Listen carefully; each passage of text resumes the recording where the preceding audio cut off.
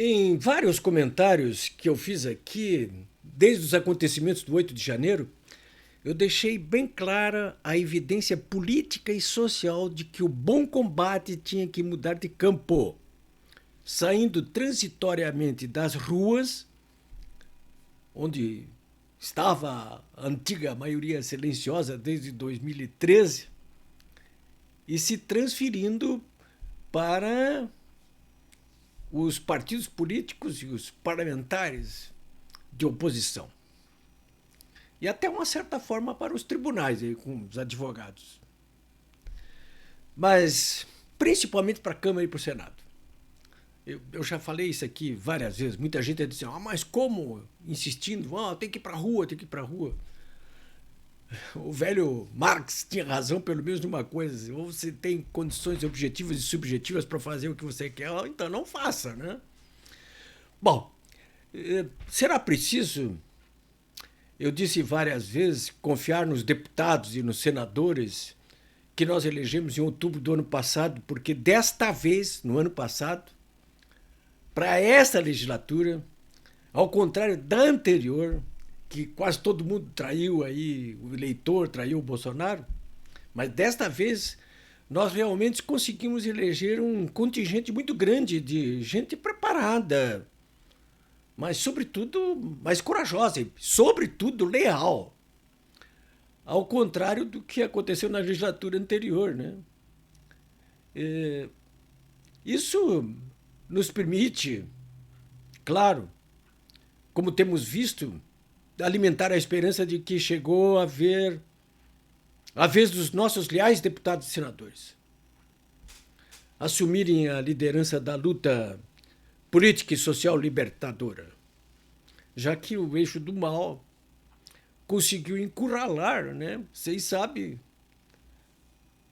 amedrontar, emparedar, perseguir, condenar, exilar, enfim, submeter o principal líder oposicionista brasileiro e a maioria ruidosa, hoje, de novo, silenciosa, graças também, convenhamos, né, a erros políticos infantis de uma minoria infantil agressiva que se deixou atrair e cair na armadilha golpista lulopetista do 8 de janeiro.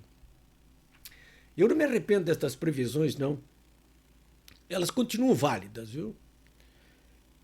E nunca, como agora, hoje, nesta terça-feira, dia 4 de outubro, tempo ruim aqui em Porto Alegre. Tá um horror esse tempo aqui no Rio Grande do Sul. É um negócio incrível, né? A enchente aqui, seca no Amazonas, não, quase não dá para entender, né? Esse tempo tá maluco, né? Mas tá muito ruim isso aqui, um tempo muito ruim em Porto Alegre. Tá chovendo, frio, não tá fácil. Bom, senhores, olha o seguinte, ó, nunca como agora, aquele mantra cantado pelo Collor de Mello foi tão válido, o tempo é o senhor da razão. E é sim. Passados 9 meses de tempos tenebrosos de sofrimento, 9 meses, eis que o principal ariete do eixo do mal, o Supremo Tribunal Federal, começa a experimentar do seu próprio veneno. 9 meses, hein? 9 meses. É o tempo que leva para nascer uma criança, né? É o tempo de gestação máxima de qualquer ser vivo. Mamífero.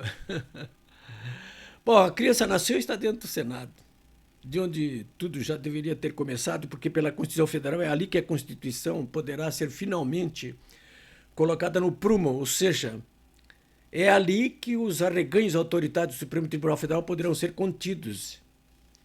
E é o que a gente começa a notar que pode ser contido, né? Claro, vocês não podem esperar, nem eu espero, um ato político único, perfeito e acabado. Vamos acabar com esses arreganhos aí, totalitários do Supremo Tribunal Federal. Não é assim. Isso é um processo, hein? Os engenheiros, para esse tipo de processo, costumam dizer assim, passo by passo, né? Passo a passo. Já que o estripador dizia, vamos por partes. É um processo, política é um processo. De qualquer maneira, é o seguinte, nesse momento, o Supremo Tribunal Federal deu 2 passos equivocados no momento errado. quando já as coisas estão ficando maduras para que haja uma reação por parte do Senado, onde temos uma oposição bem combativa. Ele acaba de dar 2 passos errados, aí no momento errado, né? Primeiro, ao mexer na economia. No caso dos interesses do agro aí, né? Mexendo nesse abelheiro aí, que é a Frente Parlamentar Agropecuária, que é o maior bloco parlamentar no Senado e na Câmara, e a propriedade, relativizando a propriedade, no caso desse marco legal das terras indígenas, né?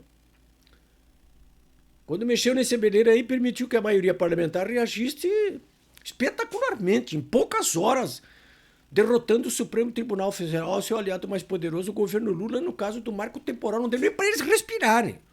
A Comissão de Constituição e Justiça, em menos de 24 horas, aprovou um projeto de lei estabelecendo os princípios constitucionais de 88, aí, nos quais o marco temporal é estabelecido na data da promulgação da Constituição de 88, até ali os índios poderem reclamar das terras que estavam reclamando, como dos povos originários. Depois, acabou. De modo que essa história aí do Supremo agora dizer não, pode reclamar sempre, não pode não, mudou. Claro, esse projeto está na mão lá do Lula, lá, para ver se ele promulga. Ele não vai promulgar. Vai promulgar. Pode vetar. Se ele não promulgar, o presidente do Senado promulga. Se ele vetar, o Senado derruba. Né? Fica dado o recado. Né? O senador saltitante lá, o Rodolfo Rodrigues, líder do governo no Senado, disse, não, mas então o Supremo derruba. Não derruba coisa nenhuma. Derruba. Se derrubar, vai ser derrubado também. Bom, primeiro issue, né? Ali foi dado um sonoro, rotundo, consistente recado, né? Não entende quem não quer entender, ou se faz de bobo. Bom, a segunda questão é que, ao mexer, isso é econômico, né? Mas ao mexer nos valores sociais, a coisa mudou já um pouquinho de figura, né? Porque quando a ministra Rosa Weber resolveu presentear a oposição com a repentina entrada em pauta da questão da vida, né? Do aborto, ela devolveu de graça, aí, de presente, uma bandeira única e suprapartidário que devolverá ao povo as ruas do país, de onde ele não vai voltar a sair, ele não cairá em novas provocações. Dia 12, eu vou estar na rua. Você, espero que esteja também, em defesa da família. São atos públicos, concentrações, marcha das famílias. Vai para a rua.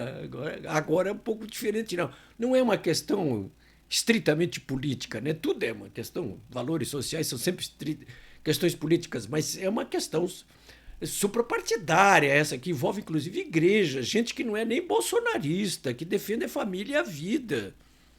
Dia 12, aí, aqui em Porto Alegre, será no Parcão, às 14 horas. Eu sei que vai ter gente ali, sim, vai ter gente, muita gente.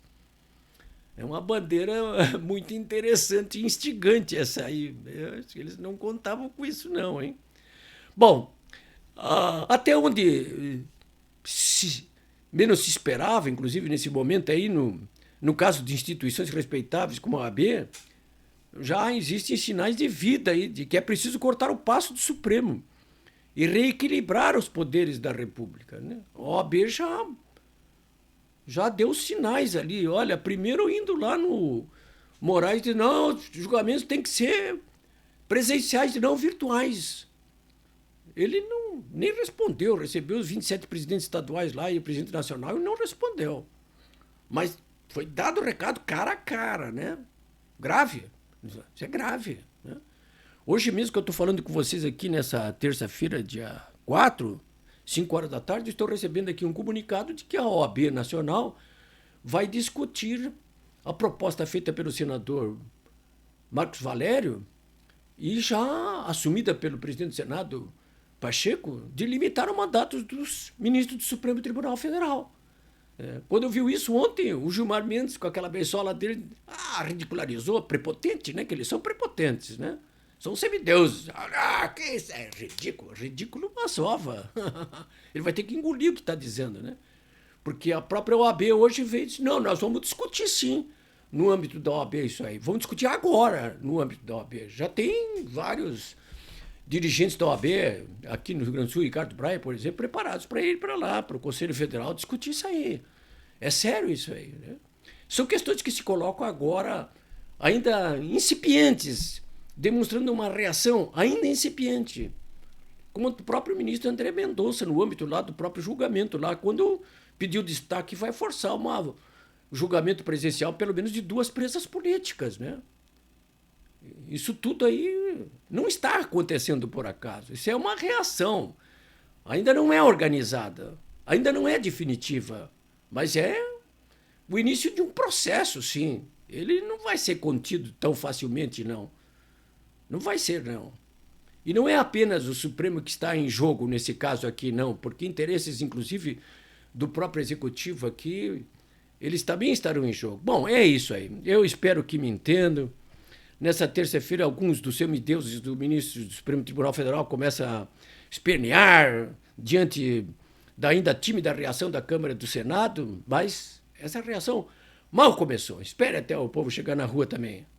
Não é um fim dos tempos, ainda, mas é sim o começo de novos tempos.